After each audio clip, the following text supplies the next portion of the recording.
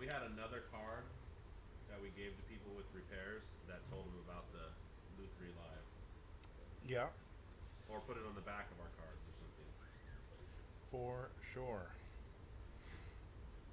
Let's see here. We've got. Oh, we need to update your camera over here. Hello, everybody. Welcome to Luthiery Live. Well, I don't have an input on your camera. What? What do you mean? Oh. I mean, Yeah, yours is working there. here.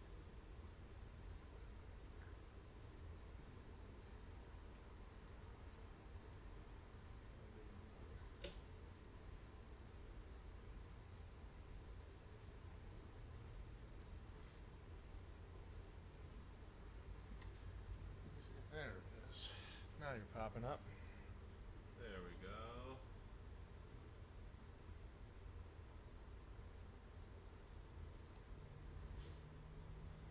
Cool. And we've got our bench cam now, too. All right. Welcome, everybody, to Luthiery Live. I'm Gabriel, owner of Gabriel's Guitars. That gentleman over there is Mike. Hello, guys. And we are going to be doing some work on some guitars today. Feel free to ask us any questions that you might have about guitars, about Luthiery, life, whatever. And we'll do the best we can to answer it. And we're going to also be working on a few things.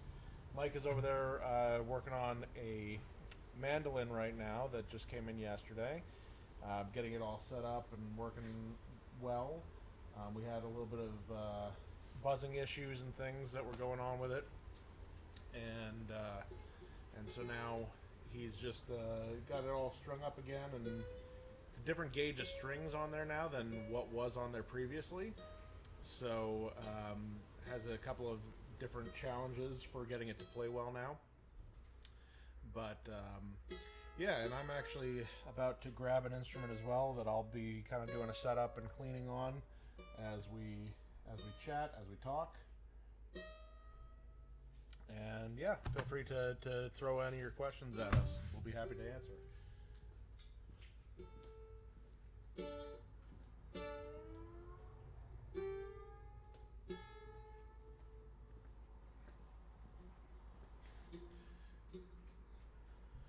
I'm going to be working on this Schecter.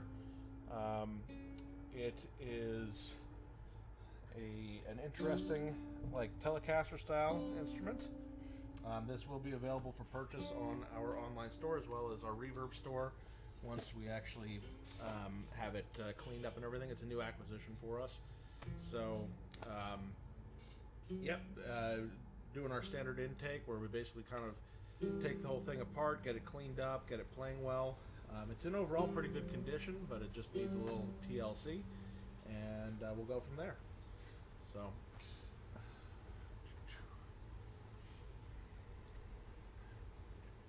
right.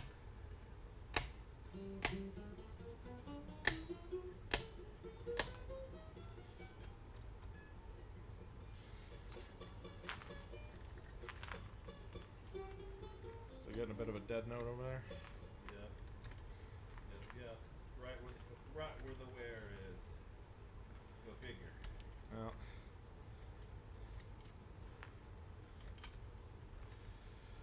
so that instrument that he's working on was one that we kind of recommended to the customer that they may need a bit of fret leveling services, and they didn't really want to get into it that far, and that's fine. Oh. We're happy to work with customers and and listen to them. That said, the results, of course, of how the instrument turns out afterwards may not be as ideal as they would be. With us actually, doing the thing that we recommend.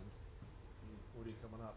We have a perfect example here of, now, there's plenty of reputable builders that use a one-way truss rod, but this is a perfect example of why repair people tend to not like one-way truss rods.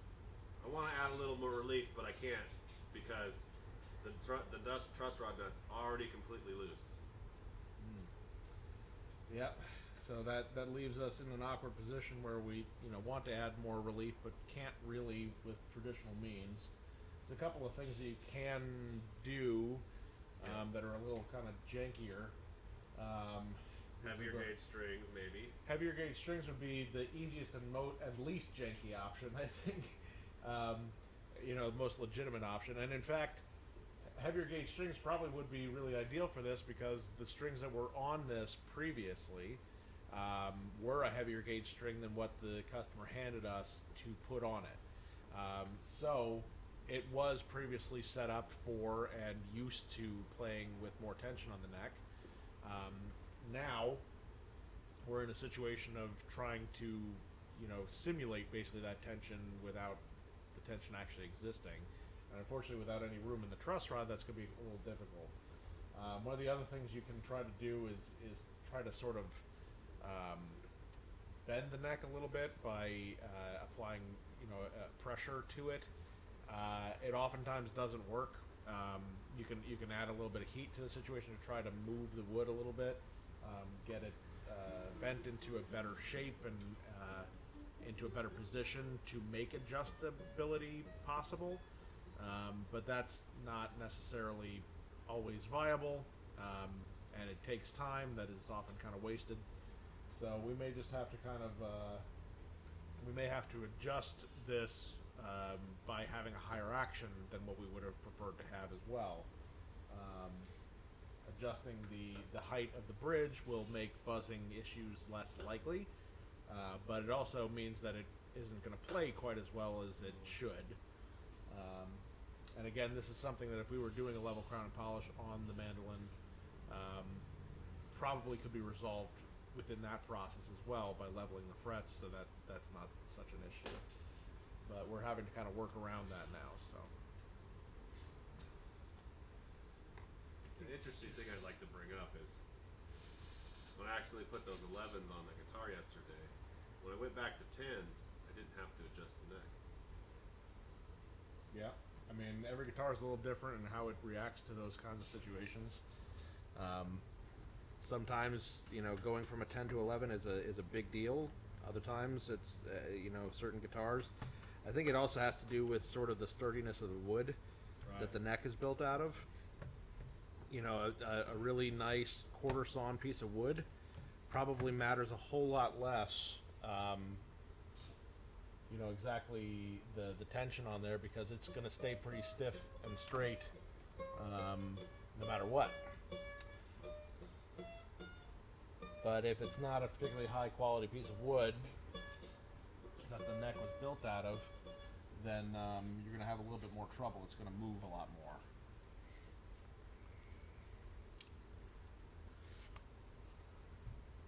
Yeah, and I could see that he must play in this position right here a lot, but not up one.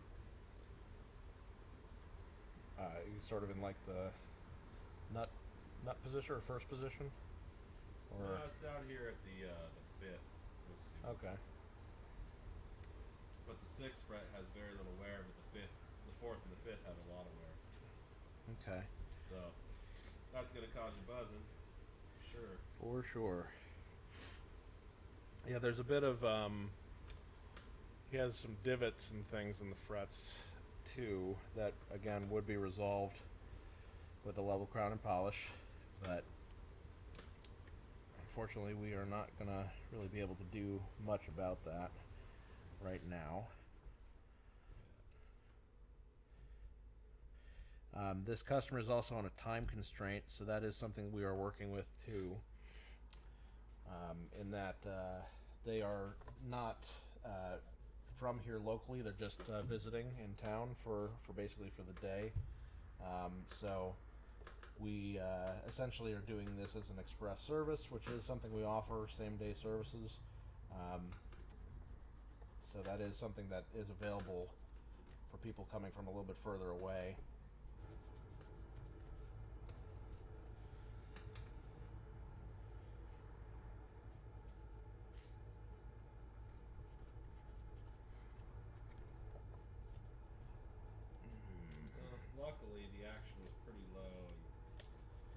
seems like it's gonna still be able to play fairly low. Well, that's good. Hey Carlos, how you doing today? If a customer comes in with an old acoustic with a top crack that hasn't gone all the way through and isn't affecting tone, do you go through with a repair or just use humidity to swell it shut? I would still recommend, so here's the thing, if it doesn't go actually let me try that sentence again. If it doesn't actually go through the wood, then there is nothing that you can really do at that point, I feel, to correct it, apart from fixing the finish. I mean, that's a finish issue, essentially. Right. And you can fill that that crack and rebuff it out and make it look like nothing happened. So if it's actually does go through the wood, though, even if it's all the way sealed shut and together, then that's a different story. That's something that you do want to cleat. If it were separated, if it were dried out and that crack were open, the first thing we would do is humidify it to bring it closed and then cleat it so that it stays shut. If it's already shut, then the first part of that repair is essentially taken care of for you, but you still need to cleat it.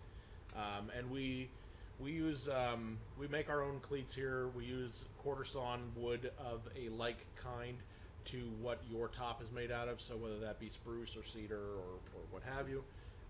Sometimes mahogany for backs and sides and things like that. We use quarter sawn wood in the perpendicular direction, the grain in the perpendicular direction of the wood on top, so it acts essentially as like a wooden staple, and that is the proper way to do it. I've told Mike a bunch of times I'm like a really big stickler for how cleats should look and how I feel they should be arranged and aligned and stuff. I absolutely hate sticking my mirror down in an acoustic guitar and seeing just a jumbled mess of cleats everywhere. Different materials, different directions, different sizes. I feel like if a crack on the inside of an acoustic guitar, at a certain point, once a guitar has reached a certain age, cracking is probably in I would say 90% of acoustics is something that's eventually going to happen, and so it's an inevitability, and so it should be something that is handled in a way that doesn't devalue the instrument as much as is humanly possible, and so making that look really good and clean, I think is important, because I would hate for another luthier somewhere down the road to be looking at my work and going, oh my god. And I find myself doing that more often than I care to admit when I see cleats done by other people. So, yeah, hope that answers your question.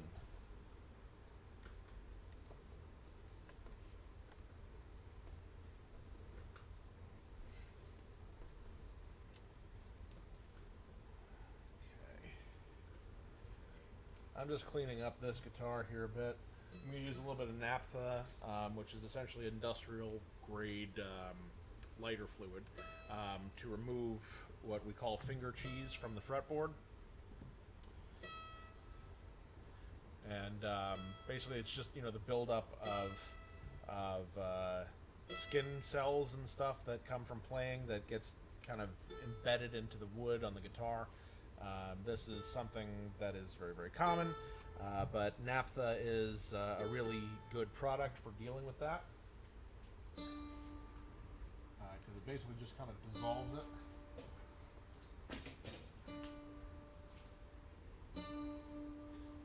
Sebum for all your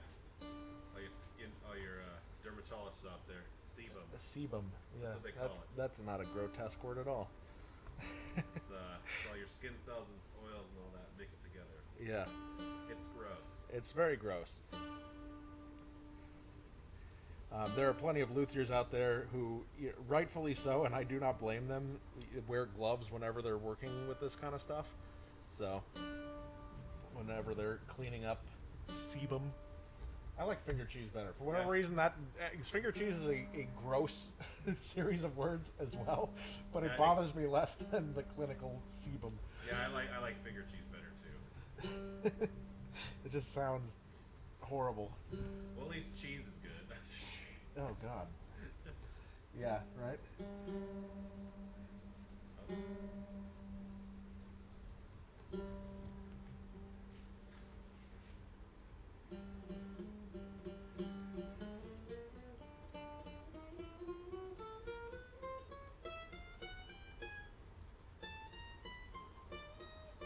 Sounding better over there. I don't know if A we're little gonna bit be of able to buzzy, but completely get rid of that without making it play bad. can we maybe do like just a little spot level or something, or not? Not so much. I'm worried because there's wear there that if I spot level, then it'll just buzz on the next fret. That is a valid concern. Yeah. Because here, I'll show. I don't know if we can get this in the picture here. Yeah. See, Switch over. see, because so which fret? It's that one there. But if you look, see, there's fret wear there, then there's fret wear there. So if we level that one out, Yeah. Okay. if we level that one out, then it'll probably this one will probably buzz on that one, and it'll just chase it all the way down. That's why it really needs a full level crown and polish. Yeah. And you know, I think the customer is somewhat realistic about their expectations on this one, and what they're going to get out of it. They just kind of want it to play better. It's just that one fret now.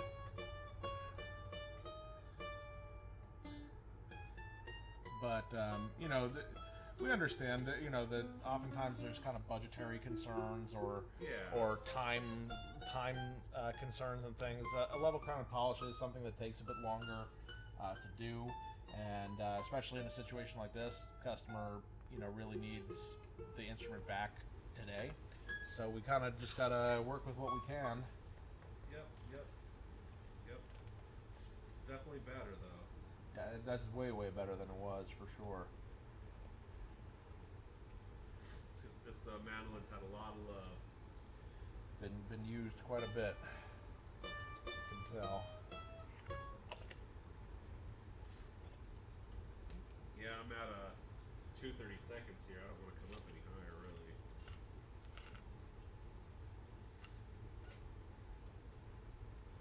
You know, most mandolins can play around a 30-second fine, you know, depending on your playing style.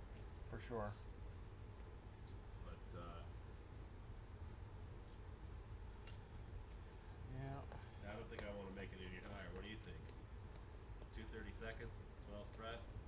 I mean, ideally not any higher. You know, the other thing that we can do is we can, you know, advise the customer of the situation and let them kind of decide how they want to deal with that. It's at least not fretting out anymore, and we have all of the notes Yeah. are available to them, even if there's a little bit of buzz.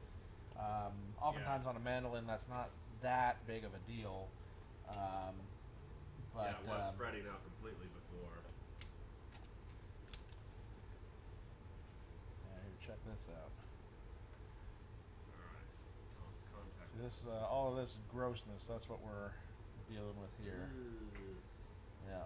Alright. This is why we clean all the instruments, so that when you buy a guitar from Gabriel's Guitars, you don't get left over with hair and sebum. Yeah. Well, you know, and you guys didn't see it, but this one was covered with, I don't know, maybe tobacco or something, and Oh yeah. we buffed that all out there, little hand buff, and it looks a lot nicer now. You can very often tell when an instrument is kept in a home where there's smoking and stuff, or was in its past or history. You know, Right. something you really want to be mindful of. I think it's one of the other reasons that, you know, and that's not to shame smokers or anything like that. But one of the things with regards to instrument care that we always recommend, and for a variety of reasons, is when you're not playing your instrument, its case is its best friend. Keep it in its case, and it will protect it from a lot of different things, not just humidity issues, but also outside call that, pollutants or something, Yeah, you know? yeah, just Various things that contamination. contamination, things that can exist in the air in your environment that are not especially great. Of course, you know, it'll happen to an instrument that's played in a smoky bar a whole bunch too. Right. But you know, we recommend at very least, you know, anytime you're changing your strings on your instrument, which should be typically about every 3 months or so, give it a quick wipe down. You know, get yourself a good quality cleaner, polisher. We recommend and we sell the Music Nomad all-purpose guitar detailer. This is a really high quality product and it's safe on all finishes, which is something that you want to keep in mind. Not all products like this are actually safe on all finishes. Some of them are only okay on gloss finishes. Some are fine for matte finishes, but this is something that's safe on all finishes, so that's why we like to use it. Plus, it smells really good. So, yeah, Carlos, how do you guys adjust an action that is too low towards the higher frets by the headstock? When there's a couple of different ways. So we call that the nut, essentially, and that is. Let me show you what this is here. So that's this piece right here, and that piece is essentially what determines the height of the strings down in this area. So when it's too low, there's a couple of things that you can do. And I'll start with the really proper fix, which is it's time to get a new nut. Really the best way to do things, as far as I'm concerned, is bone. Custom bone nuts are going to be a little bit more expensive, but they last a lot longer. They have really good material properties that allow for good tone transfer from the string into the neck of the instrument. And I personally feel that it's the best quality material to have a nut made out of. There are plenty of other good quality materials, and depending on what kind of sound you want, how you're using your instrument, there may be better choices. Graph Tech is a company that we are a dealer for that makes really excellent quality, very homogeneous material that is similar to bone. And we like a lot. Other people use things like brass, graphite. There are also kind of fancy things. People have used like mammoth tusk and all kinds of other random things that you can make a nut out of. But if the nut action is too low, it's time to start thinking about getting a new nut. That's first and foremost best option. It is also the most expensive option, so keep that in mind. They also make plastic nuts, by the way. Plastic nuts are just fine. They do the job, and they're less expensive than having a custom one made. Hey, Alana, that's my beautiful wife, everybody.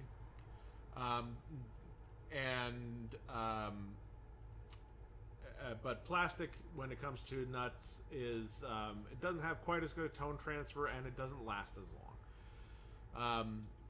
Carlos, to answer your question, does the nut get lower over time? Yes, inevitably it does. That is a part on a guitar that is designed to wear out eventually. It is inevitable that you will have to do that, to change a nut or get a nut replaced at some point in time in the guitar's history or lifespan. That said, how long it's going to take is entirely dependent on how you're using it. If you have an instrument with a tremolo like this is a Bigsby tremolo, and if I was using that tremolo all the time, that nut is going to be worn down by the string going back and forth in it more quickly than an instrument with a hardtail is going to see. So, that said, just by changing the strings, by tuning up the strings, all of those things cause motion of the string over the nut, which wears the nut down, and it will eventually require replacement. So yes, you will eventually have to deal with that. And like I said, some instruments are just more susceptible, and the time scale for that replacement is shorter for some instruments. So replacing it is the best option, the most expensive option, but the longest term fix. The next option is to shim up the nut, and what we use is essentially a very, very thin piece of maple that we remove the nut. We put this tiny piece of wood underneath. We can dye that maple if we need to match the wood that your fingerboard is made out of, so that it doesn't look like there's anything there. And that boosts the nut up, which allows us to then carve the carve the nut slots down to the right height again from there. And that is a less expensive way of keeping the same nut but making it usable again. And then the least expensive option, or I would say the quickest fix, is to do sort of a quick and dirty fix, but you can use either bone dust powder or baking soda mixed with a little super glue, and you can basically fill that nut slot up with that material and then recarve it. That material is not going to be as hard, it is not as durable as the base material, so it will not last forever. But if you're in a pinch and you need something done very, very quickly, that is something that can be done in a matter of 1 to 2 minutes and can fix the nut being too low. So sometimes that's something that we have done when there is, let's say there's a touring musician and they have a show tonight and they need that guitar to play right for them, and by the way, they've only got an hour before they gotta hit the road. So that's the fix for that. It's quick and dirty. It'll get them by. It'll get them to their next city. It'll probably last them, honestly, even the rest of their tour. But it is something that's like, okay, as soon as you have the time to get this into a luthier and have it properly fixed, do that. So yeah, hope that answers your question there, Carlos. So I am still seeing that I've still got a bit of finger cheese situation going on here, even after the naphtha. So I am going to go ahead and scrape this board a little bit to get rid of it.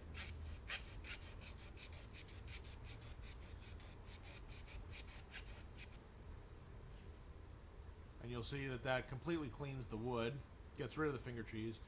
It does scrape off the top layer of wood, so I'm going to inevitably wind up re-oiling this fingerboard to keep it in good condition. But that is something that we would do as part of the cleaning and maintenance of this instrument anyway. So nothing big going on there.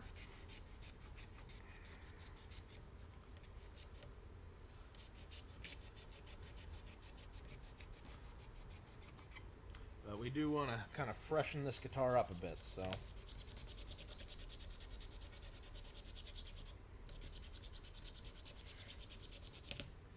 Absolutely, Carlos. Feel free to ask any questions you've got about guitars or guitar repair. That is what we're here for. We're happy to educate and happy to talk about it, help you make informed decisions for yourself and for your guitars.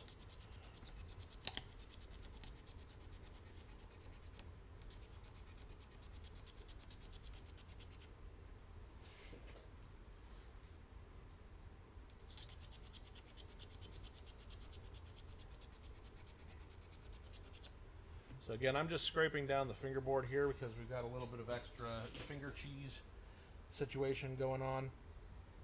And actually, you can really see. Let's see here.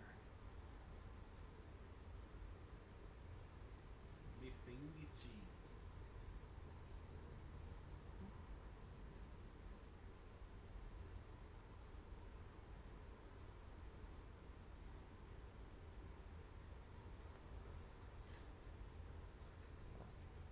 Where am I at here?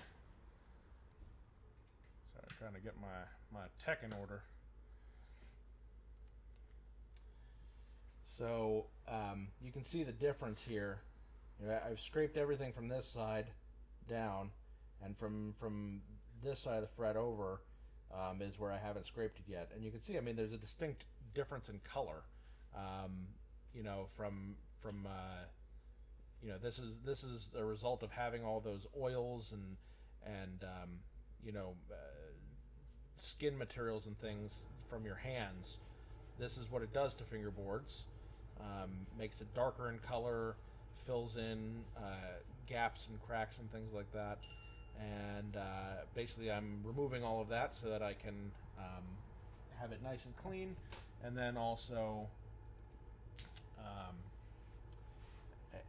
replace those oils with good oils, oils that the wood will enjoy, and won't harm the wood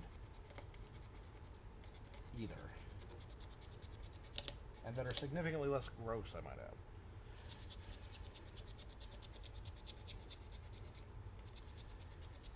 We do occasionally deal with some pretty gross things on instruments. I would say one of the things, and certainly if this were the case, I would be wearing gloves. Every once in a while we see blood and things like that on fingerboards, and that's, people play, they get calluses on their fingers, the calluses or the blisters pop, and if they keep playing, you got blood everywhere. I've had to clean blood off of a few guitars, and that is definitely, a biohazard situation. So luckily that doesn't happen too often. Doesn't happen too often, but I think my favorite is I had to clean a guitar that had got peed on. Oh, that's by a fun. cat. Oh yes, The old cat spray. the old cat spray.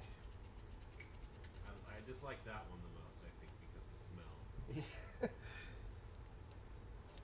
Yeah, that ammonia is a fun smell to try to remove from any surface, let alone a guitar. But Yeah, you really, honestly, once it gets in the guitar, because this got into it was a Strat style. It got underneath the pick guard and into the electronics. I couldn't get it out. Like I got it. It was better after I cleaned it. I could not get rid of it all the way. yeah, that would be a really, really tough one. But you know what? I didn't try wash it down with naphtha though. Well, I doubt that really would have done all that much, to be honest with you. Probably not. I think the case. I think it was in the bag when it happened, so the bag smelled that way too. Yeah, that's gonna be. You need to have that bag professionally laundered and everything at that point, Right. It was a cheap bag at that point. Probably just buy a new one. Yeah. One of those Need nice ones would be different, I guess. Well, you need the. There's if we're dealing with pet stains and pet odors and stuff like that, there are loads of cleaning products for that, of course, but they have a biological element to them that literally eat the ammonia. Right, it denatures it. Yes.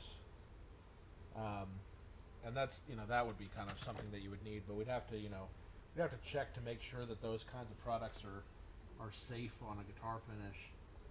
Because yeah, that's one that you don't come across every day. No, I've actually only had it happen once. Yeah. Okay. And with the amount of kind of dirt and grime that I'm seeing on this, I'm going to assume that there's probably quite a bit that got crept under the pick guard here as well. So I'm going to go ahead and remove that. I want to get into the electronics cavity anyway, just because we want to make sure that the electronics are all lubricated properly, that they're dust free, and just kind of generally inspect everything to make sure that all the connections are good, and that there's nothing goofy going on in there. So we haven't had a chance to open up this guitar yet previous to this, so we'll see. You'll see it as I do here. Alright. Little lubrication in the nut goes a long way. Indeed.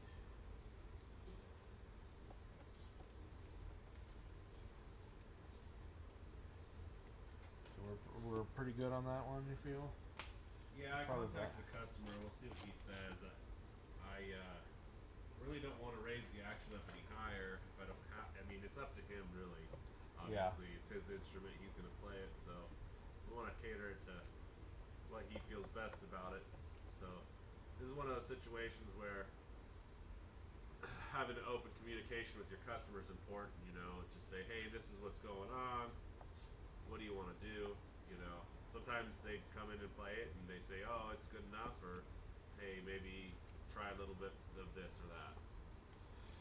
Yeah, we're able to kind of dial things in by what is standard for most instruments, and there's certainly commonalities between what people generally like, as far as how the instrument plays and feels. But that said, that's not everybody.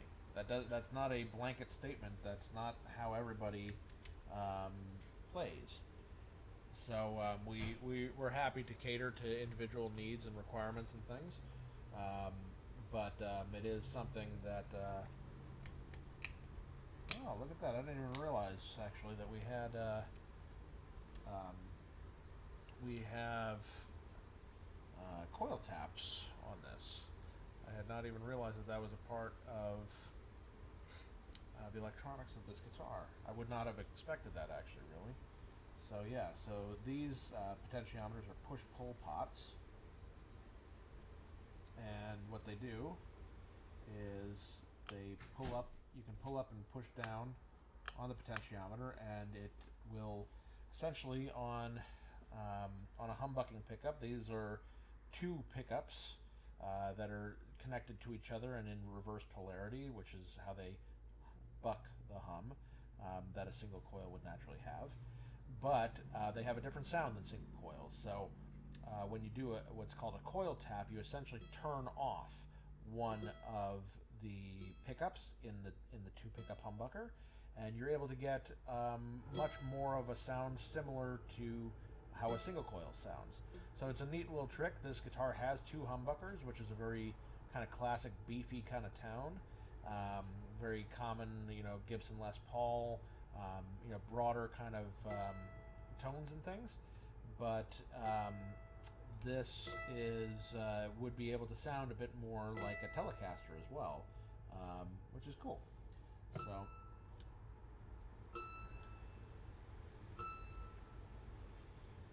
Okay.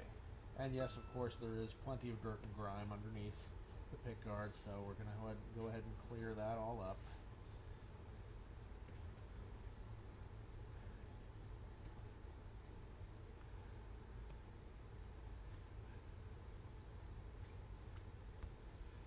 The naphtha should be more than adequate on any of this stuff, for sure.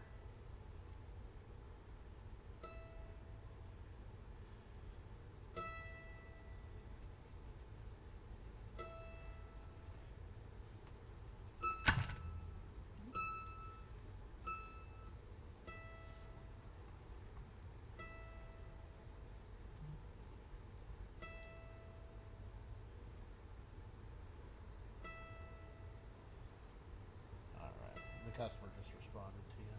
Okay.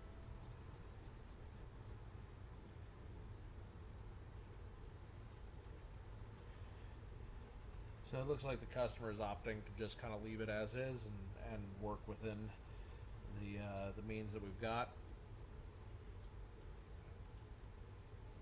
on that, which is fine.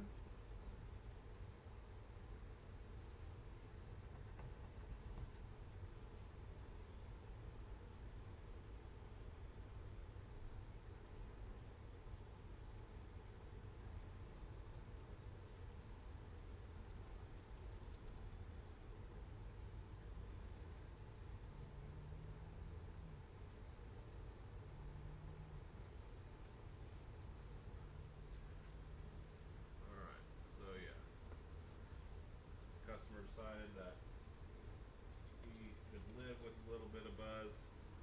It was really bad when it came in, though, so it's still a huge improvement. Absolutely. I have a customer coming in, so Mike's going to step away for a few moments.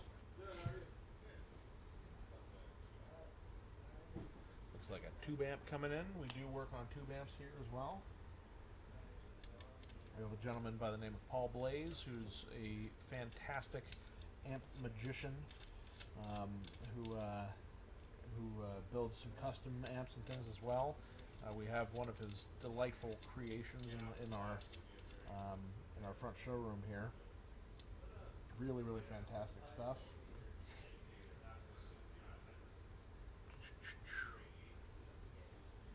Okay. Next thing I'm going to do, as long as I'm here, is I'm going to go ahead and just add a little bit of contact cleaner to the potentiometers. This is just going to help kind of blow out any dust, help keep everything nice and clean. Especially with the amount of dirt and grime and things that we're seeing on this instrument, we want to make sure that we keep the inside of the guitar nice and clean as well. So that is what I'm going to do. And basically, in order to get the contact cleaner, into the instrument, it's just going to be kind of swishing the pots back and forth there a little bit. Got some wires that don't want to go back into their proper holes here, so there we go.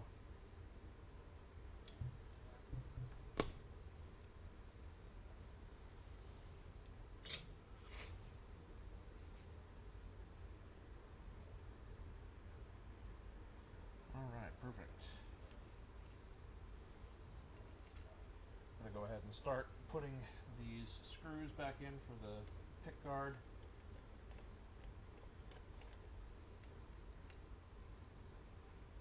There are a lot of them on this model. Kind of an interesting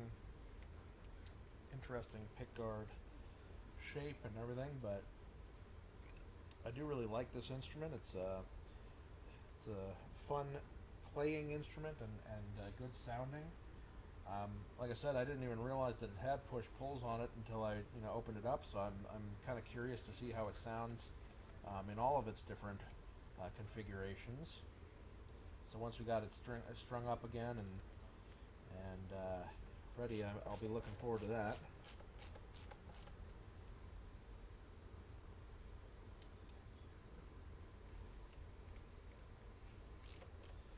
And of course, it does have a Bigsby on it too, which is kind of cool.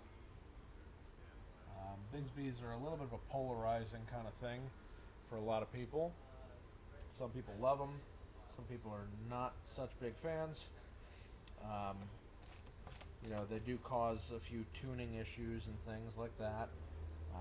But they also have a kind of unique tremolo sound that is not really easily duplicated in any other way. So, even kind of more advanced tremolo systems like Floyd Rose and the Stratocaster floating tremolos and things like that. You can replicate a sound of a Bigsby on something like that, but it's different. It's not exactly the same, and it has a different feel entirely to it as well. So.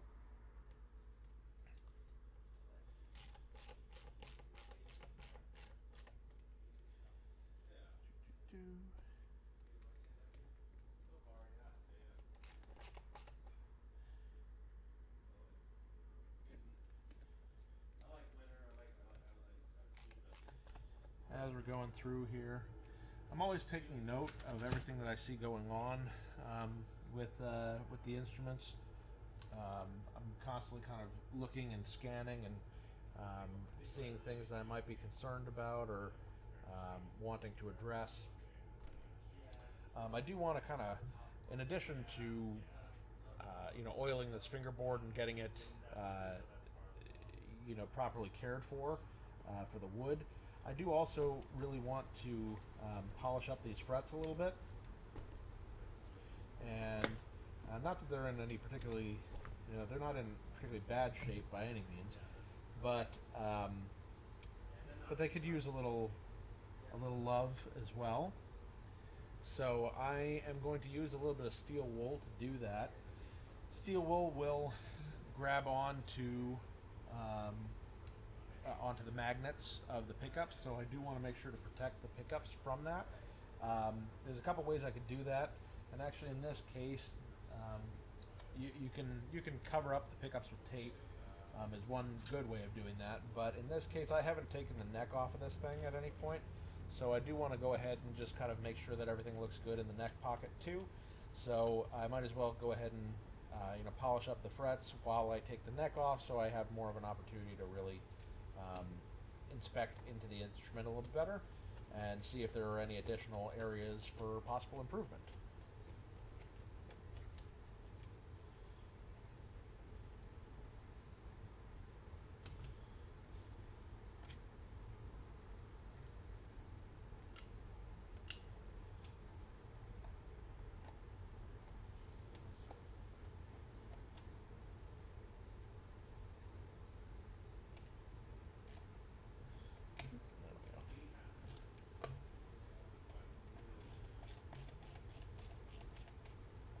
There we go.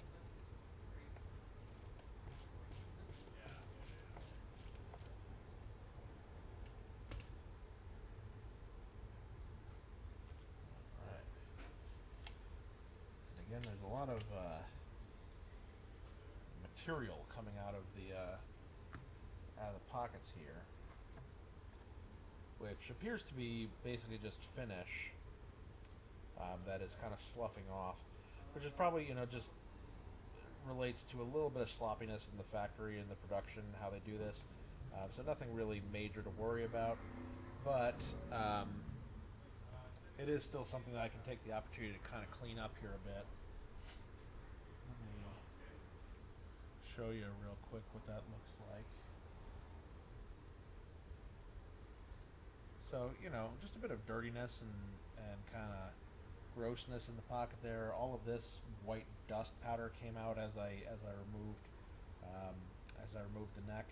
So, just a bunch of different little things that we can kind of clean up a little bit and make look better. I'm going to set the neck aside here for just a second as I get this all kind of just cleaned up.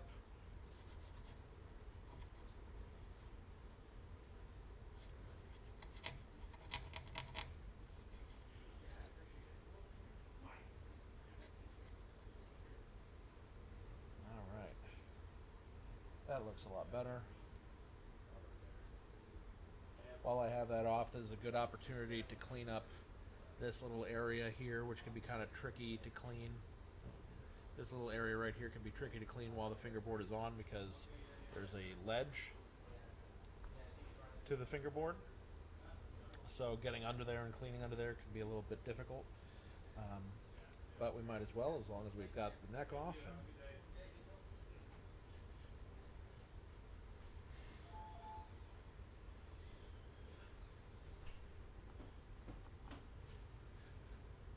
Another amp repair? Yep. Very good. Almost same symptoms too. Yeah? Yeah. Just that time of year, I guess. Guess so.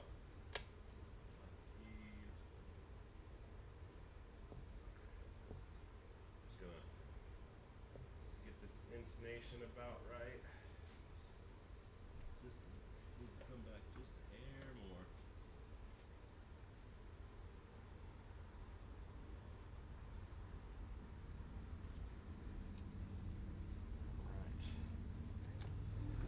So I'm going to set this aside for a few moments while I dress the frets on this thing so that the mess that I make inevitably doing this don't get all over the guitar and don't affect it.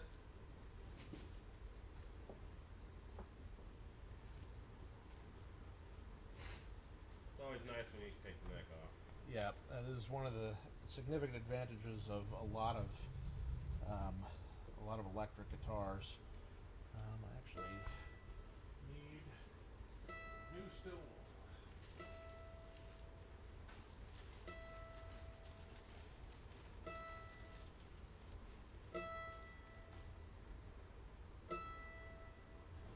Just getting a nice new piece.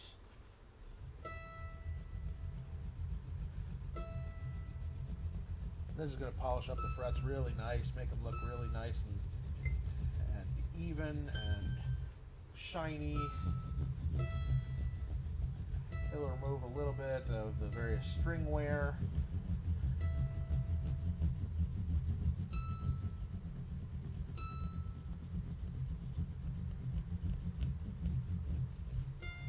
It also actually does a little bit of good to the wood of the fretboard as well.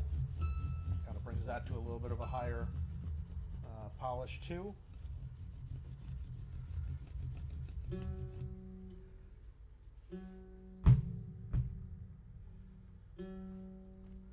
And so you can see here that you know, all of this material all over the board, that's all metal shavings essentially. So that is what we were trying to avoid, getting it all up in the pickups, and why we're taking advantage of having the neck off to do this.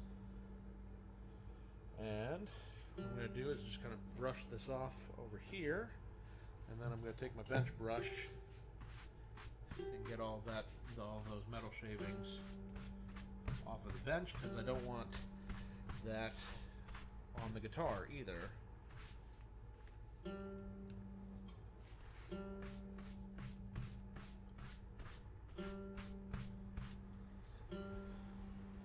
Very good. Okay.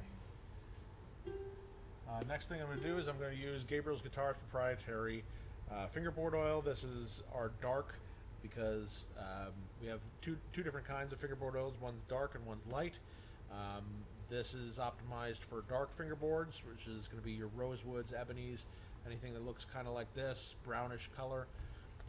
Light is going to be for maple fingerboards that are unfinished, and it's an excellent quality that we put together ourselves with only really high quality oils.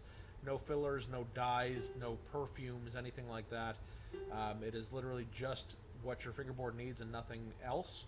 And we do sell this online at Gabriel'sGuitarStore.com. You can also actually find it on Amazon, so something to consider.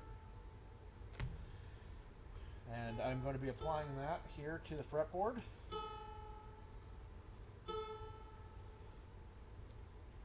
Basically about 2 droppers full is what I'm going to do. Just kind of put it in here. We sell these in glass bottles, which are reusable. If you wind up going through it, we can refill them for you.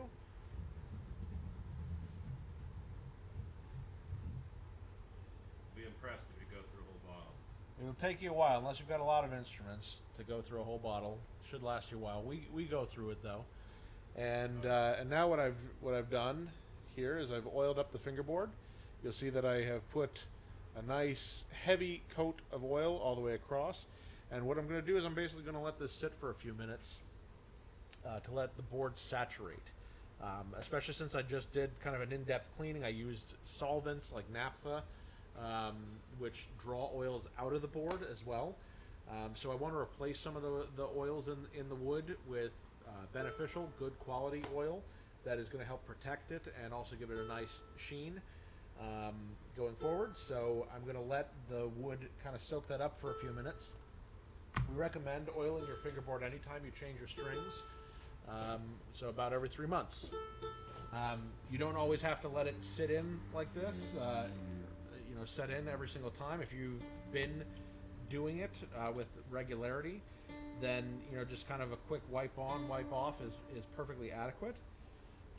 But if your board is especially dry, or you live in a drier climate, or if it's been a long time since you've done it, in those situations we do recommend let it set for 10-15 minutes, something like that, before you go ahead and wipe off any excess, or even sometimes we have to reapply.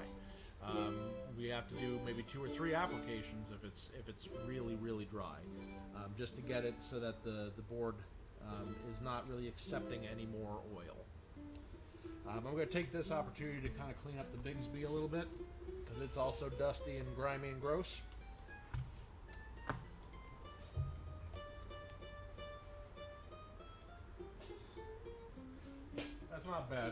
where it was, by all means.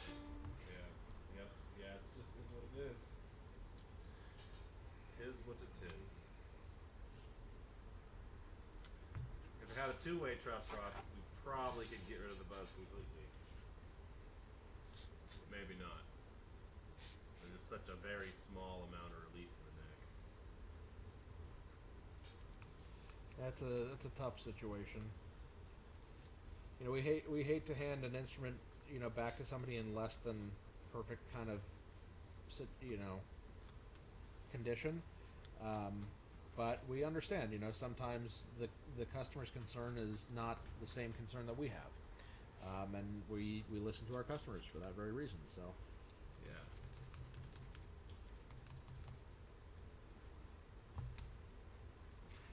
That's since you're on that subject, it's just like how I may play my guitar with a certain action, but my customer might play it with lower or higher or whatever, depending on what kind of music they're playing, their playing style, all that stuff. You got to really cater to the player.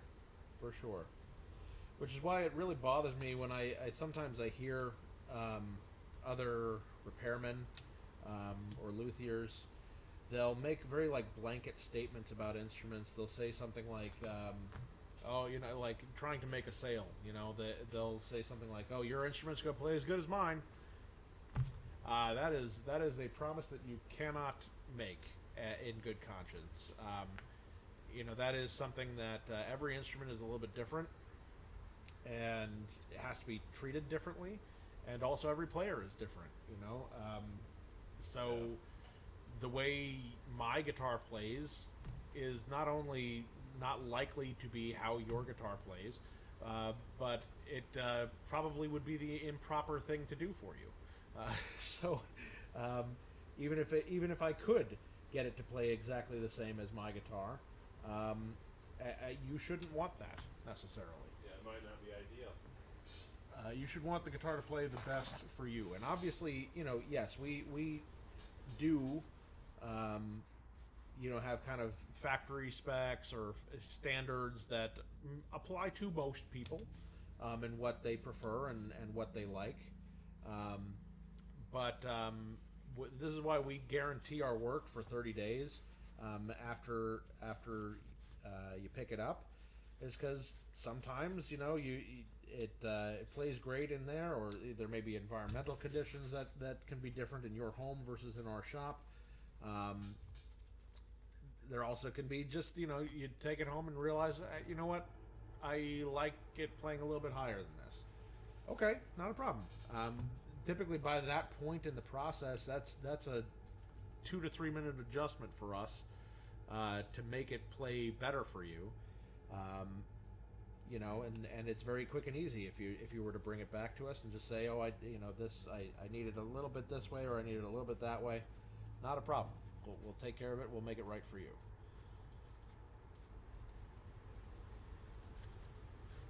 That's why we have a 30-day guarantee on our work. By the way, I'm even a little bit surprised at how much dirt is coming off of this Bigsby here. It is filthy.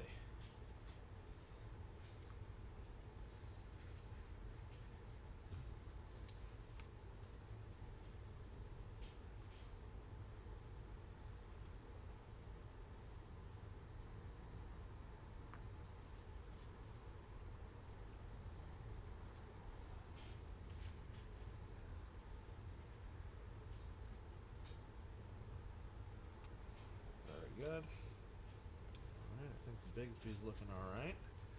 I'm going to hit up the Tune-O-Matic as well. Get that cleaned up, get some of the dust and grime out of that. This is actually a roller bridge, which is a smart choice given that they are using a Bigsby. Not they. We own the guitar, so it's not a customer's guitar.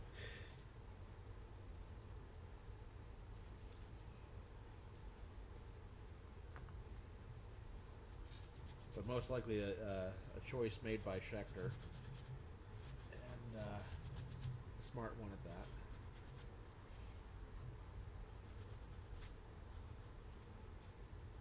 And this actually isn't too terribly dirty here.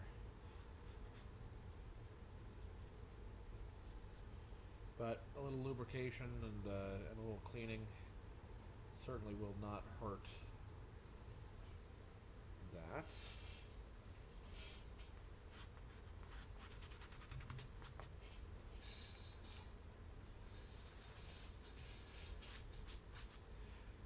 Okay, and now I'm going to go back to the neck. And I don't know how easily this is going to be to see on camera, but I can see with my eyes that there's actually been quite a lot of oil that has been absorbed by this neck. It is, you can see that there's all kinds of matte little areas across the wood, and that is because the wood has absorbed the oil that I put on it, which is a good sign. It means that that it's rehydrating now, and it will be in much better condition. So it's just a little dry before, basically.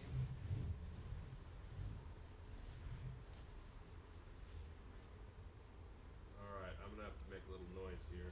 We like to vacuum your case out when you get it set up here. Any work, really. Absolutely.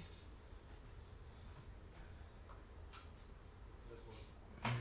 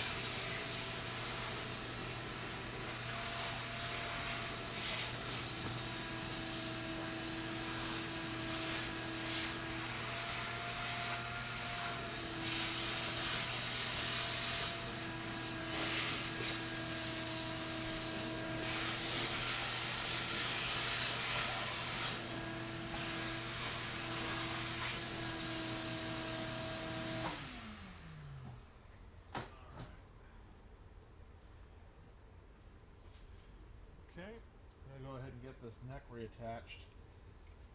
Something important to realize if you ever wind up taking your guitar apart is that oftentimes on neck screws, they are not the same length.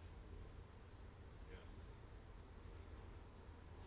I don't know how easily that is to see from there, but this guy is shorter than this guy. And that's because the neck pocket is shorter up here than it is down here. So the shorter screws obviously go on this top section, and the longer screws in the bottom. It matters because I have definitely seen people put the longer screw into the short hole, and they wind up having a screw go directly through the front of their fretboard. And that is not a fun repair. I have done it many times. I have done it myself, yes. But it's always one of those oof moments. Yes, it is. But you learn not to. Usually once is enough. Yeah. But it happens sometimes anyway.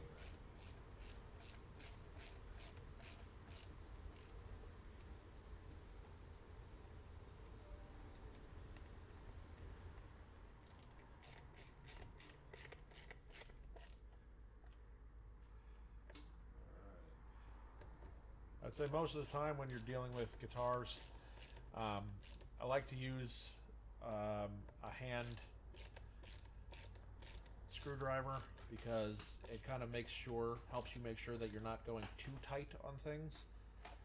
You can easily strip screws and things like that if you're using a power drill, unless you have it set exactly to the correct specs for these kind of things. But even at that, there's really no screw that I can think of on an instrument like this that needs to be really, really, really tight. A good solid hand tight is perfectly adequate, and so there's no need to be really cranking on anything like that. No. That's how you strip things out. That's how you strip things. How bad things happen. Yes. To good at Luthier's. All right. Square.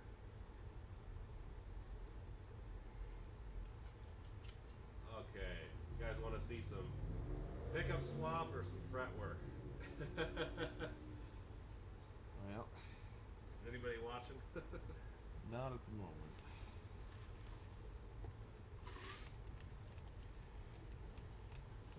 So ladies' choice. I'm gonna do the pickup swap because that the guy's gonna be here for a week, but it is time oriented. The other one's not. Even though I'm probably gonna finish them both today anyway, because it's just a pickup swap on one, and then it's just spread ends and a neck adjustment. So that's not. Neither of those are gonna take very long.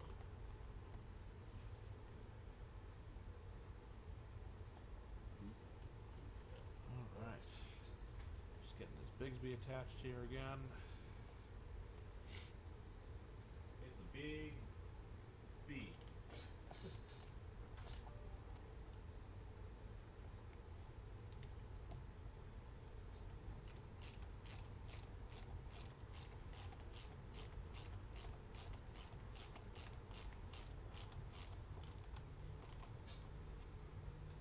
I'm telling some of my friends about it.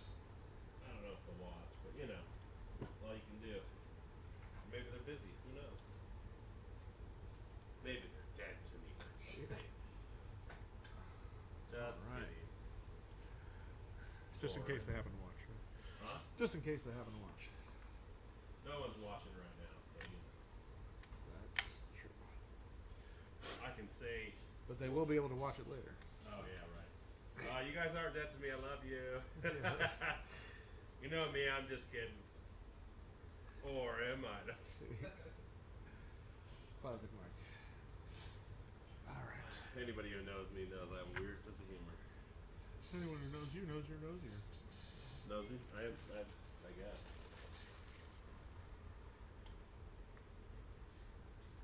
Maybe we can advertise some Dutch Bros. They can take free drinks. Alright, time to get some strings on this bad boy. Dutch Bros, the Luthier's choice. Yeah, right? Can we get a paid endorsement from Dutch Brothers?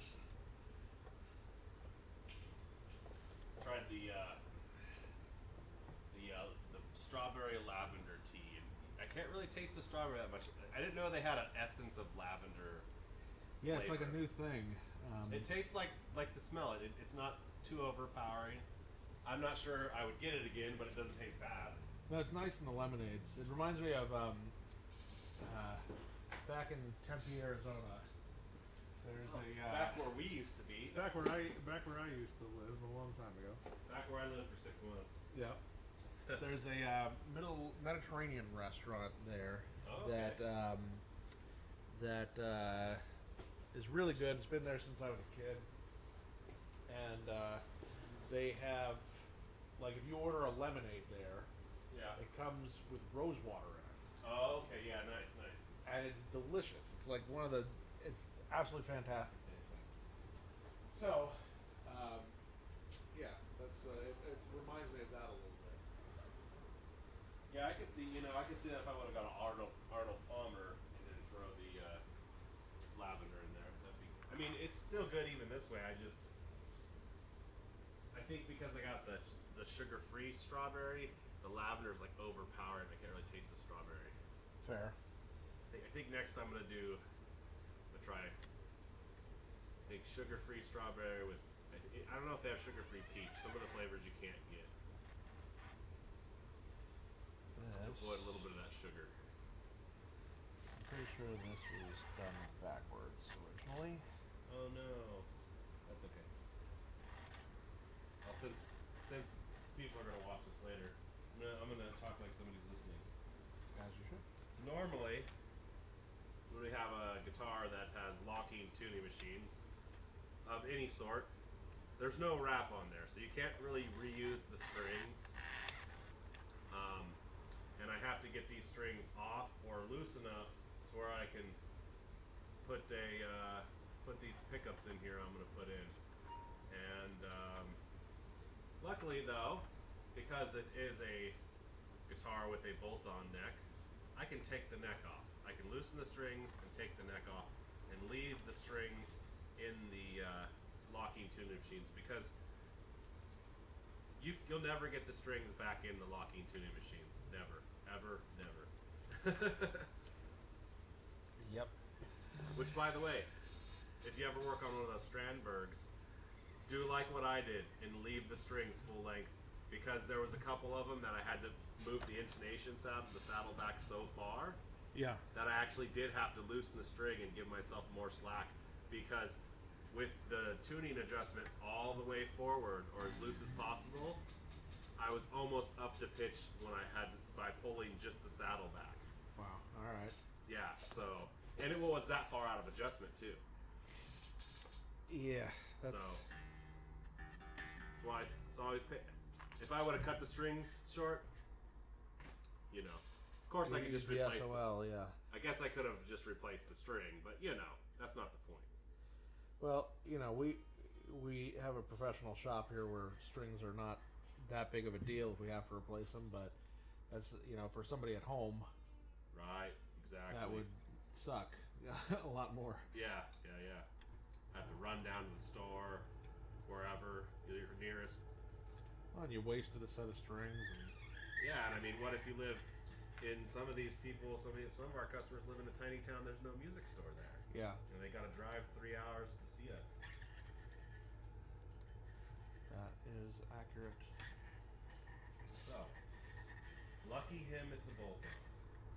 I didn't even see, you know, and that's my fault. I didn't realize they were locking tuning machines, because they're the style that where the inner part of the post turns separate from the outer part of the post. Oh yes, yeah. So I didn't recognize that. This customer likes to buy guitars that are less expensive and then trick them out, you know, which I think is a great way to go on electric guitars. Obviously, you can't really do that on acoustic guitars. Yeah, not so much. But you can certainly make a really, really nice instrument, and for not all that much money. Yeah. That's what this is, a Squire Jazzmaster. You know, instead of paying extra money for the Fender, it was a Squire, and then he's just gonna. Well, a set of custom shop Fender pickups, which is, you know, 95% of the sound. Exactly. Is you know, what, $150? You know. Yeah, look at this. This is gonna be sweet, man. Look at that. We're gonna change this. Yeah, it's gonna look great. You can't see in the picture. It's this. That really, you can't see that color. It's like, yeah, it's a little whited out, but it's this is a mint green. Let's see if you can. It's a real nice mint color. Yeah, even there, it's a little hard to get the exact color. Yeah, you really can't see it, but it's that nice mint green you all know on this Daphne blue. That's beautiful. Now this you know, this red perloid looks pretty solid on it too, but I think this is a cool, much more of a retro look. Yeah, I was gonna say it's more of the kind of the surf tones, and I associate that kind of guitar with that kind of like surf music anyway. Yeah, I think it's a good stylistic choice that he's making. Yes, Yaz guitar. And then he's got this. I guess we're gonna give somebody a little advertisement here, a little advertising. These Righteous Sound pickups. I've never heard of them before, but we'll give them a play and hear what they sound like. These are specifically for a surf sound. They're called. The model is a 1991 Gazine. Okay. It's not a particularly high output pickup, just to, you know, about what you'd expect for something of a not a small Fender single coil, but these Jazzmasters are kind of more like a P90, so they're a little fatter sounding, you know, a little bit more output. Right. But yeah, Alnico 5 and 6 magnet. Yes, should be nice. Kind of cool. Check that out. Oh yeah, a little burlap kind of thing. Yeah, a little burlap. Nice packaging. Yeah, nice. Guess they're one of the only companies. I think they're out of the the Seattle area. He said one of the only companies making kind of retro Jazzmaster.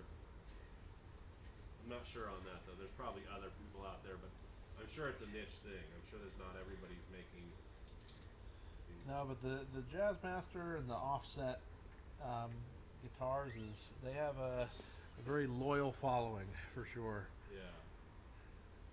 And it makes sense that somebody, would specialize in that and do it well. Yeah. Because the electronics in those things are a little bit more complicated, a little bit more specialized for sure. Yeah, look. And they even got their own little emblem in the bobbin. That's cool. Oh, very nice. Yeah, Yeah. very, very nice quality. That's Righteous Sound pickups for anybody wondering. Handcrafted in the U.S., obviously. Now, we're gonna put this pickguard aside for now.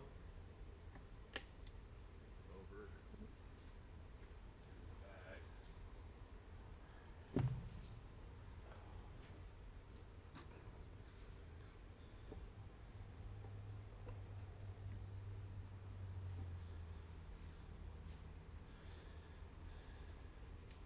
Came with its own cap. I'm assuming that will help achieve the surf sound.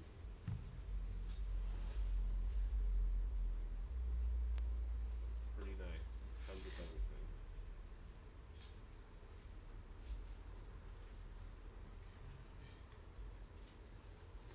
Man, those are cool little bags. I'd definitely be keeping those if this is mine. Yeah, that's neat.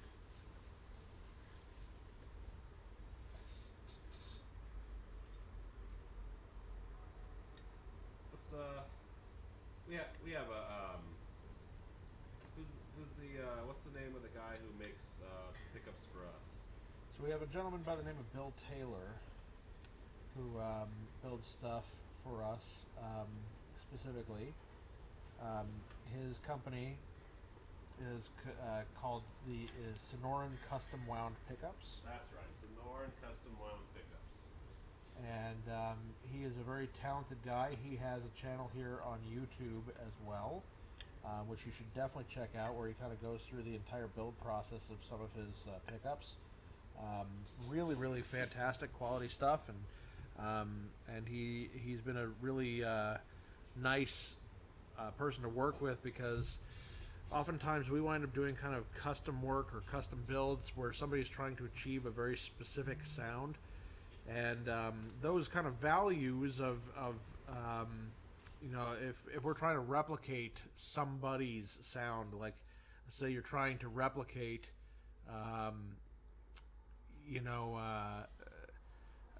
Keith Richards' guitar or whatever, those are the values of his pickups are things that you can find and you can ask around and get the information on, but it doesn't necessarily mean that somebody's able to build that for you unless you get into the custom realm. And being able to do those kind of projects for somebody, because we have Bill able to make them for us, has really been able to allow us to make some really kind of special things for people. So it's very cool. Highly recommend his products. We have a few of them in our storefront in Tucson. If you kind of like standardized sets for Strat or HSS Strat, Telecaster, those kind of things, but we also are able to have him custom build stuff for us too. So we've done a couple of like broadcaster sets and stuff, and we've even done some kind of like bare knuckle kind of knockoffs, I guess, and things like that. So yeah, we've been able to do some really cool things collaborating with him. And he's quick turnaround. Make him quick, right? He's very fast. Yeah, he's able to build things within a matter of days, and especially since our Tucson shop is local for him, we're often able to basically have a pickup custom built, installed in your guitar, and back out to you in under a week, which is really kind of exceptional. So, Already If I do say so myself. There's already a shim underneath here. It's pretty common sometimes after shim a neck. It's a piece of plastic with a nice barcode on there. Oh yes, the old what do you call that? Credit card. Yeah. Okay. Here. Right.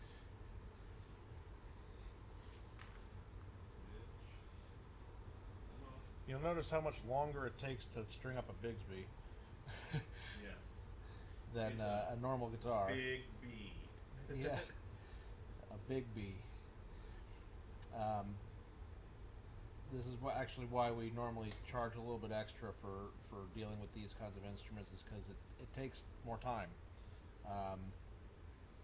They're super nice and they're a fun thing to have on your guitar, but it is something to consider as well, that the upkeep costs on them and stuff like that, having setups done. For most repair facilities, they will charge you a little bit more to work on them, just because it takes significantly more time. I mean, literally, I would say I'm, spending 4 times as much time, stringing up a Bigsby right now than I would a normal guitar.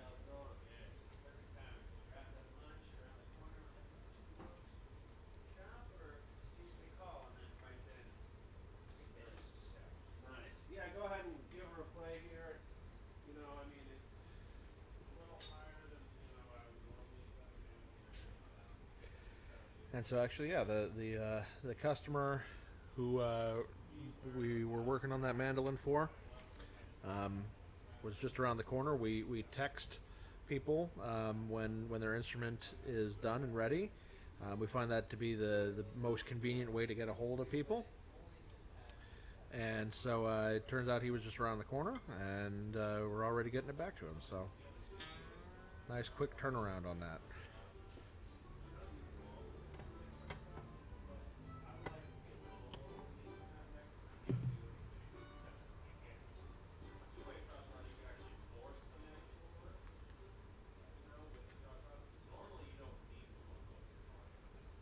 All right, last string on this Bigsby.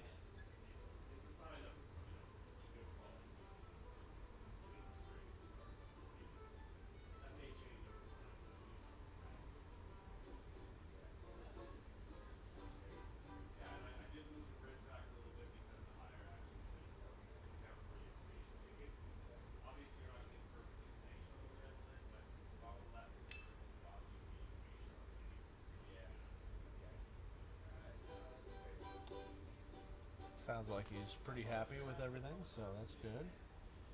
I am almost done with getting the strings on this thing. Oh my gosh.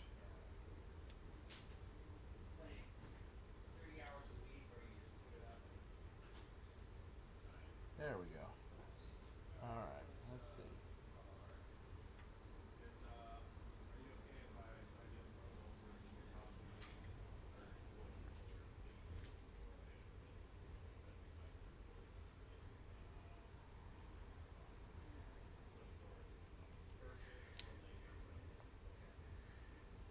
All right.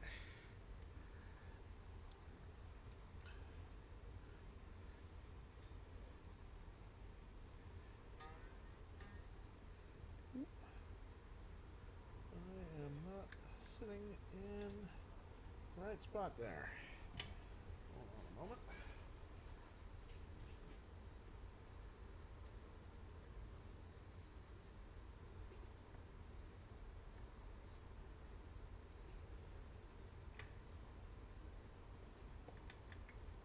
There we go.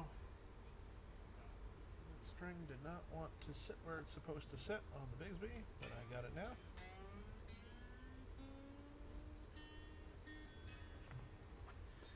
All right.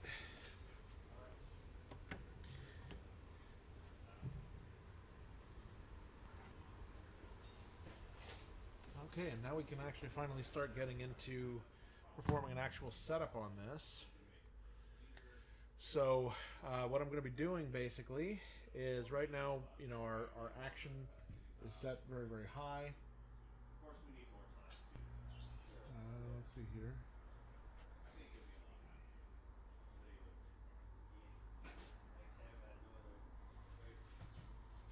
So the first couple of things I'm going to be doing here are getting the guitar tuned up, and then we're going to be adjusting the neck, the saddle, and the nut.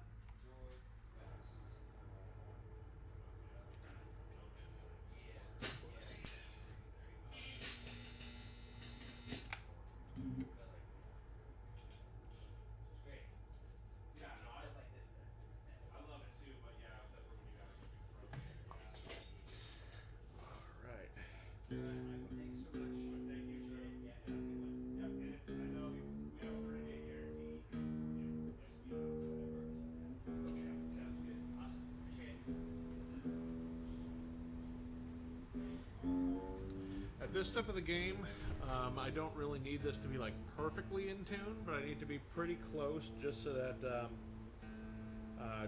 amount of tension on the neck is really correct. Another happy customer. Very good. Well, there's a reason I didn't play basketball. It's 9.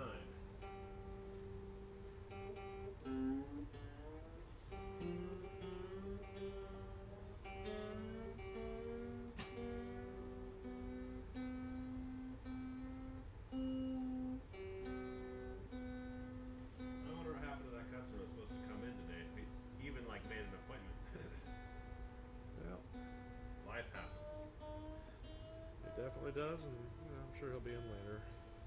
Oh yeah, no worries. Well, hopefully it wasn't anything serious, you know. Yeah. It was raining earlier too. Maybe he woke up and he said, "I just want to stay in bed today." We all feel like that sometimes, right? Definitely. Sometimes it's just you know, you need a lazy Saturday, you know. Yeah.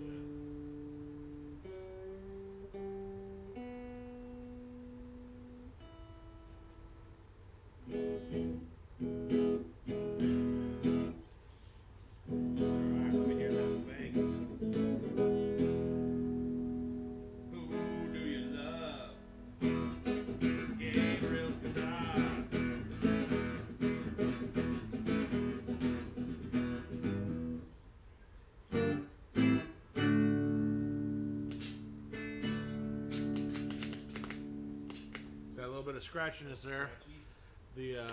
That's why I added the contact cleaner, and I hadn't really switched it around in just yet, but you notice that it's getting better because now that contact cleaner is getting into that potentiometer.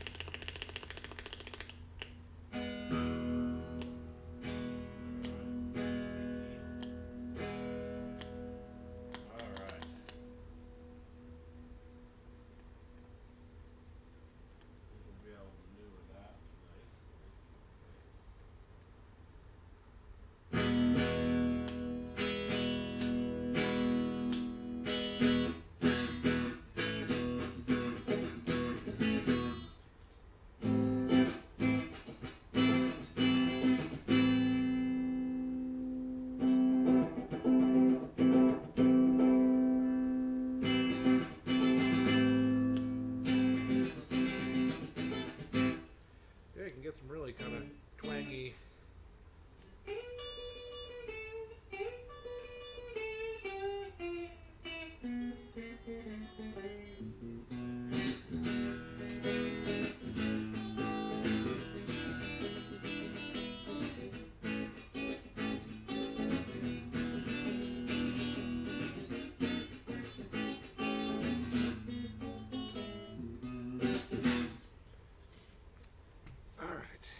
So, first thing I'm going to check is the neck.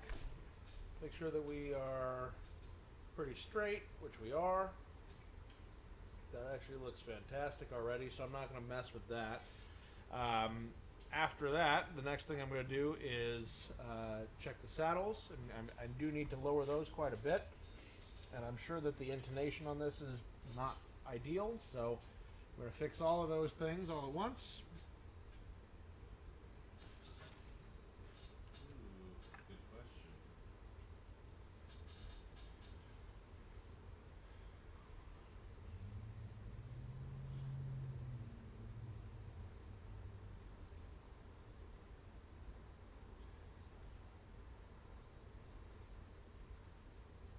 Interesting.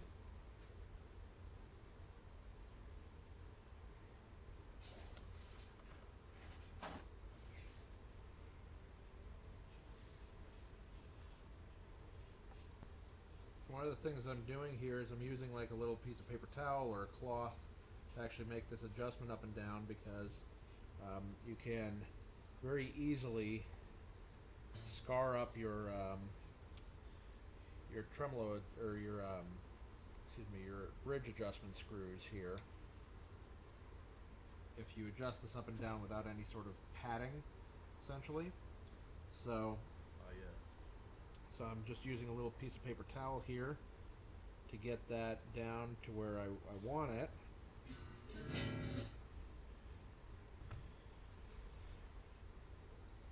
And that is probably too low on the base side, at least.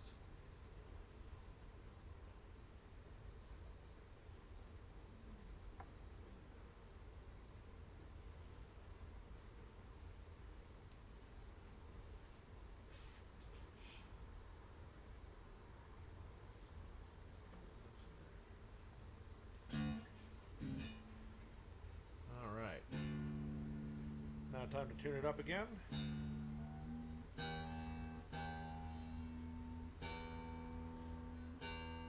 And see if we're getting any sort of buzzing issues or anything like that.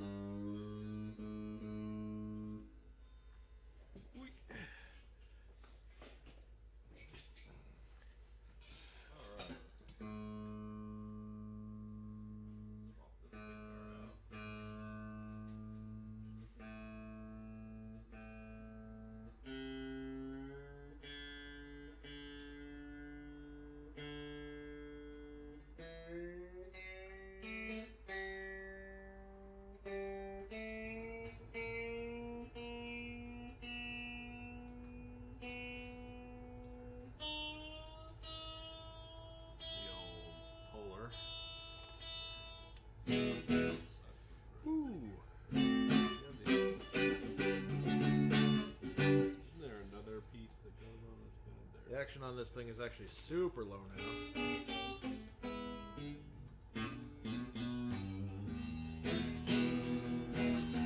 It's going to be a little out of tune, especially the brand new strings. We haven't stretched them out at all yet, so I'm not worried about that. But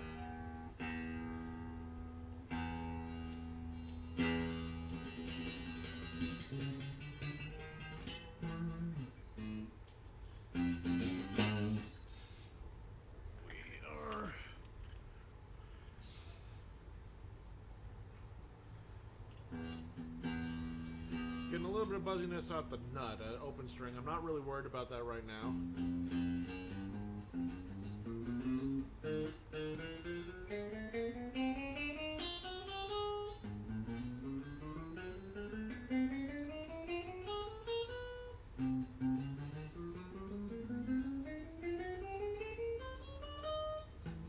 Just listening for any sort of buzz or fretting out or anything.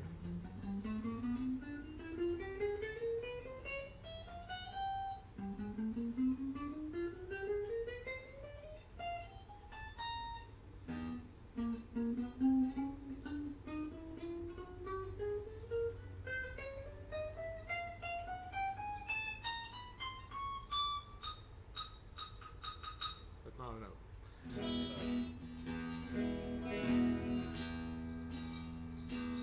So we're not getting any buzzing anywhere except just a tiny little bit on this open E. If I strum it really kind of hard, it's a little, you know, some players don't mind that even as it is. It's, I would call that spanky, because it is a very, very low action.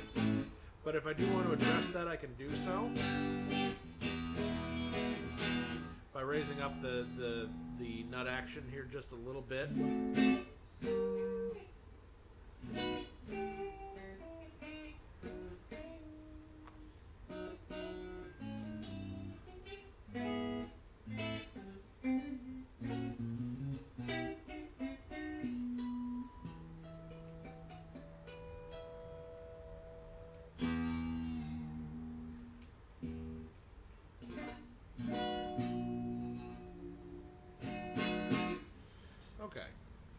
So, everything else is playing excellently on this guitar. I'm going to go ahead and kind of stretch out the strings a little bit. And that should help with the tuning stability, especially with the Bigsby.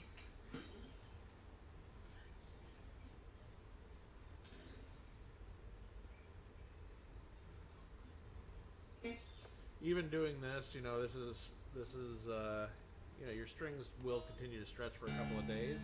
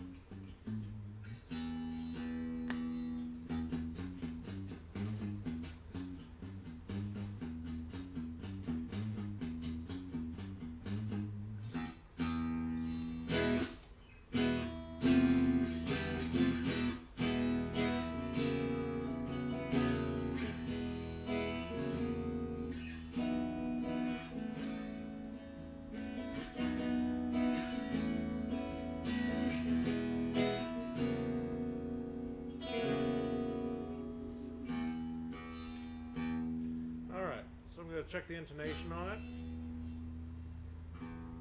Make sure my string is in tune.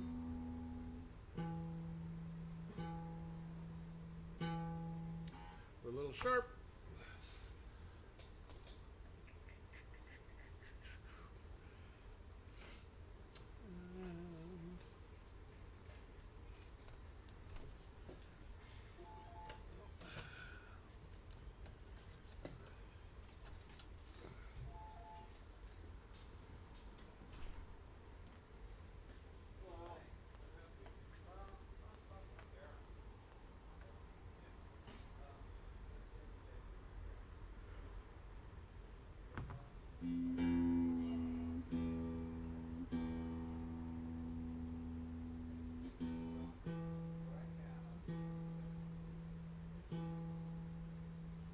Better, not perfect yet.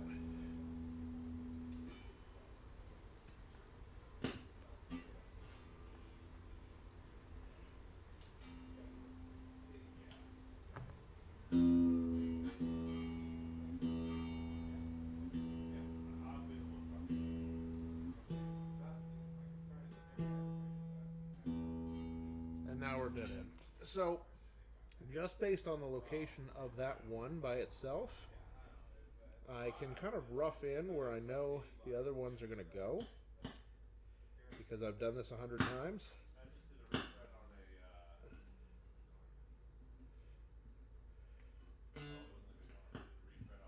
Actually, a lot more than 100 times, to be honest with you.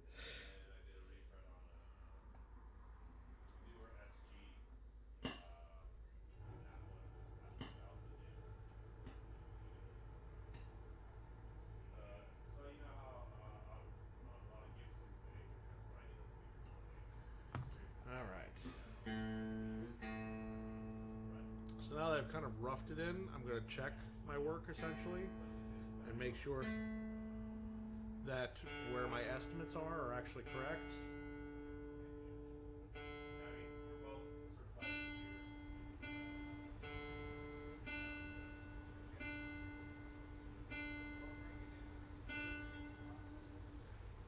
Okay, that one.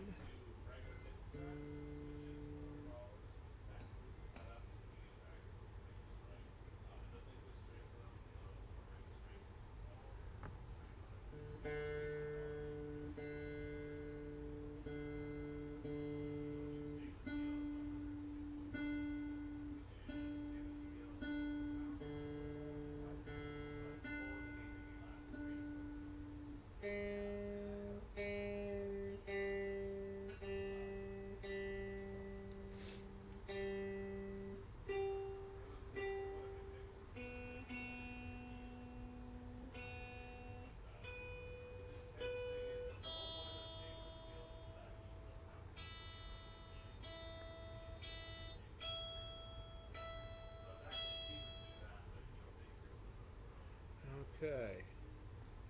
Getting kind of close here.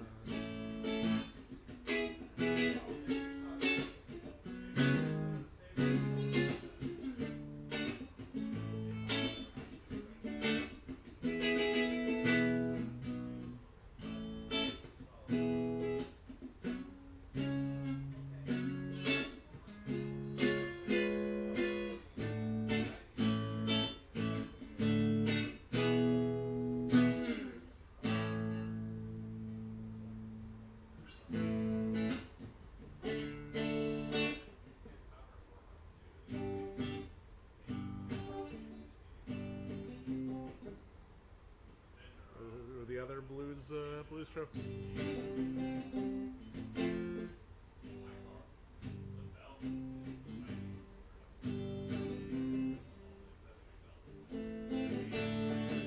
There it is.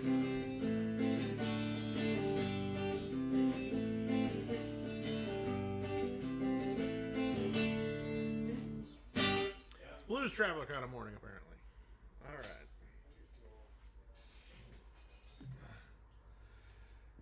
All right. So we got a little bit of a spanky bottomy, but I actually kind of like the way it plays, and super, super comfortable now. Sounds great, in my opinion, in my humble opinion. So I'm going to leave it the way it is.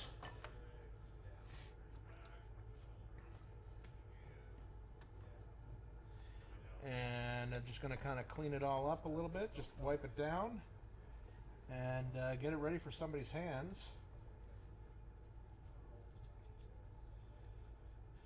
Like I was saying before, this instrument will be available for purchase on Gabriel's Guitars store. .com. It will also be available on Reverb at our Reverb store. So keep a lookout. Beautiful instrument. Not a particularly usual choice from Schecter, but see if I can't line myself up there. Really beautiful guitar. This beautiful metallic green in pretty good cosmetic condition. Really fantastic shape from a playing standpoint, and it sounds really good. So, yeah, this is a really nice instrument from Schecter. This is their, it's called the Fastback 2, and it will be available online for about $650 is how much this one goes for. Comes with a bag. Really excellent guitar for the cost. So yeah, check this one out. I'm going to go ahead and hang it back up in our showroom and get a tag put on it. So be right back.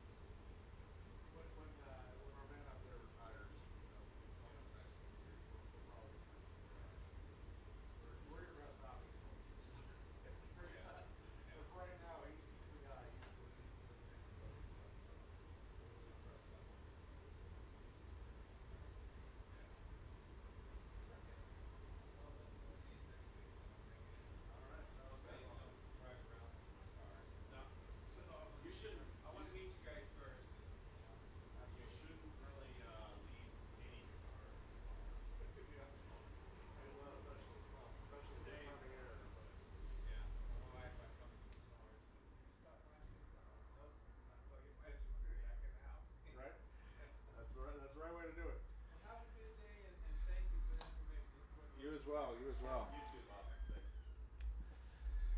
All right, so it is 2 o'clock for us here.